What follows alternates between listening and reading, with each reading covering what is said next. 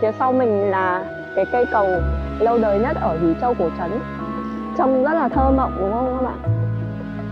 Có những cành liễu rủ xuống, ở dưới hồ thì có những bông sen nhưng mà chưa nở các bạn ạ.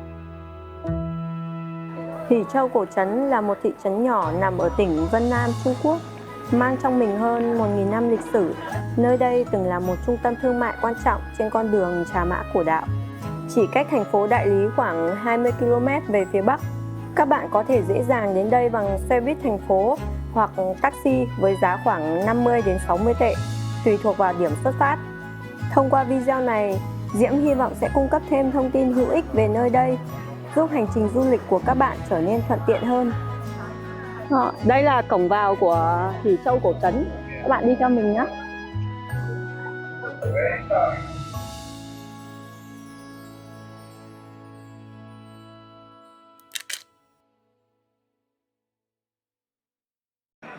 Thời gian lý tưởng để đến Hỉ Châu Cổ Trấn là từ tháng 4 đến tháng 10. Vào thời gian này, khí hậu ở đây rất là mát mẻ, với nhiệt độ khoảng 15 độ C, ít mưa, rất thuận lợi cho việc tham quan và khám phá vẻ đẹp cổ kính của thị trấn này. Ngoài ra, bạn cũng có thể tham gia và trải nghiệm những lễ hội đặc sắc của dân tộc Bạch diễn ra vào thời gian này.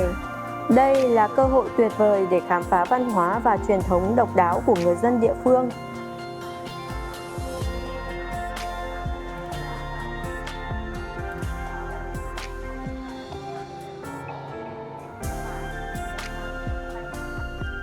Hỉ Châu là một trong những nơi lưu giữ nhiều nét kiến trúc và văn hóa đặc trưng nhất của dân tộc Bạch.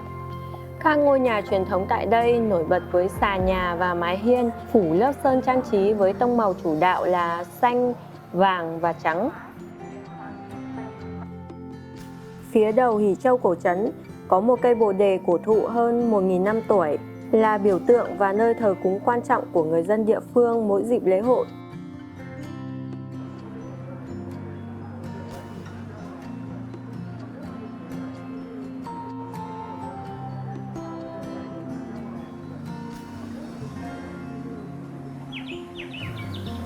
Có một câu rất hay để miêu tả đường xá trong Hỉ Châu Cổ Trấn: mọi con đường đều dẫn đến quảng trường.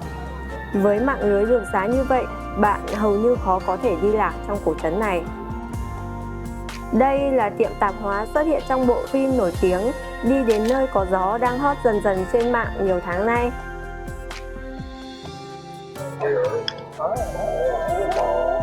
Ở trên phim thì sao nó vắng nhỉ, mà đi dọc đường này hai bên đều là bán hàng quán hết, đồ ăn rồi quần áo các thứ, mà bên này áo choàng đẹp lắm, mọi người có thể sang đây mua nhiều mẫu mã mà cũng không biết giá cả như thế nào.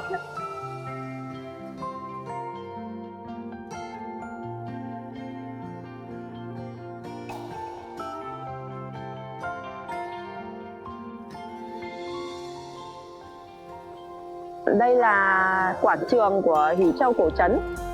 Giữa quảng trường là một cổng đá cẩm thạch cao 12 m, được khắc tên của những vị học giả và nhân vật nổi tiếng của người dân Tây Châu từ thời nhà Minh đến thời nhà Thanh. Đây là niềm tự hào, là biểu tượng của sự văn minh và học thức của người dân tộc Bạch. Phía bên này là nhà của một ông đại gia giàu nhất ở khu này. Hình như là nó cũng có cho vào tham quan đấy mọi người ạ. Tòa nhà ở phía bên phải của cổng là nơi bán vé, với giá vé vào thời điểm Diễm mua là khoảng 35 tệ một người. Căn nhà này được xây dựng vào thế kỷ 19 bởi một thương nhân buôn bán trà trên con đường Trà Mã Cổ Đạo ngày xưa. Căn nhà không chỉ là một công trình kiến trúc đẹp mắt mà còn là một bảo tàng sống lịch sử và văn hóa của dân tộc Bạch. Ngôi nhà này có diện tích hơn 2000 m², gồm 4 tầng và 3 sân trong.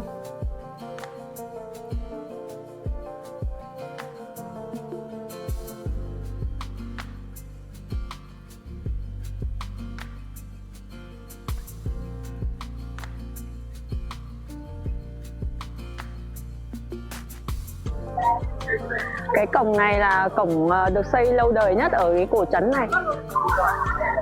Phía sau của nó là khu chợ mọi người ạ.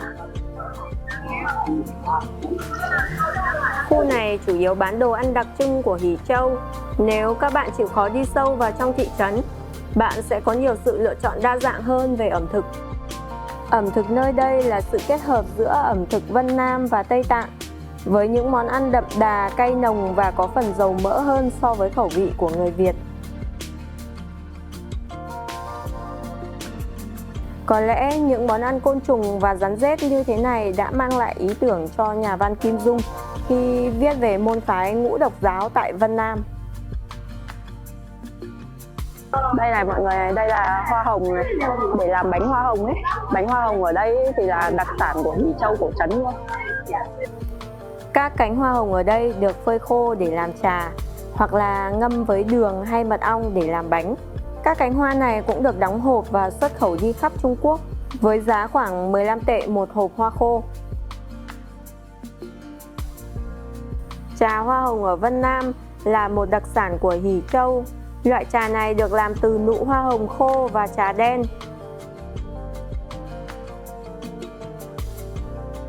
Món ăn đặc trưng nhất của thị trấn này là món Si Châu Ba Ba. Món này được làm từ bột mì kết hợp với nước, men, dầu, sau đó nhào đều và để nở. Cuối cùng là bột được nhồi với nhân mặn hoặc ngọt.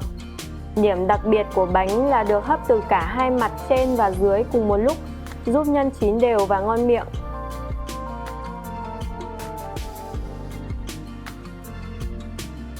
Trên tay Diễm là chiếc bánh ba ba vị ngọt, được làm từ đường, đậu đỏ và một chút mật ong. Cá nhân Diễm thì thích vị này hơn. Còn đây là chiếc bánh ba ba vị mặn, được làm từ thịt xay, rau và một số gia vị địa phương.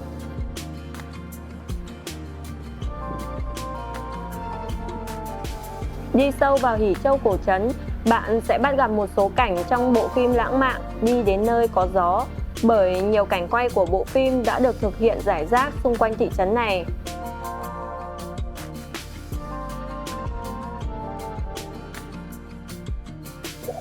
Đây là một cái nhà được các bạn trẻ ở đây rất là yêu thích.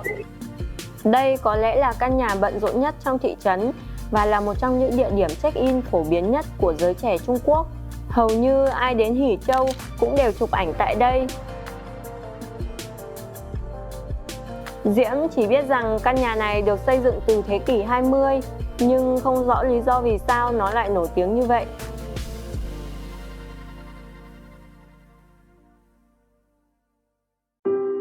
Cách căn nhà khoảng 100 mét, bạn sẽ đến cánh đồng ở Hỉ Châu, nơi đã được sử dụng để quay một số cảnh cầu hôn lãng mạn trong bộ phim Đi đến nơi có gió. Khu vực này là điểm check-in rất hot, xung quanh có rất nhiều quán cà phê. Ngoài ra, rải rác trong các ngõ ở Hỉ Châu cổ trấn vẫn còn rất nhiều tàn tích kiến trúc của người dân tộc xưa để du khách yêu thích kiến trúc văn hóa khám phá.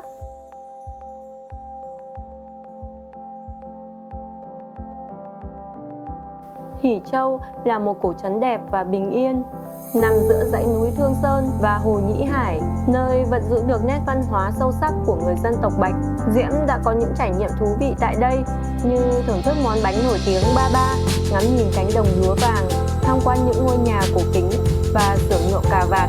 Diễm hy vọng các bạn cũng sẽ có cơ hội đến thăm nơi này một lần để cảm nhận được vẻ đẹp và sự bình yên ở nơi đây.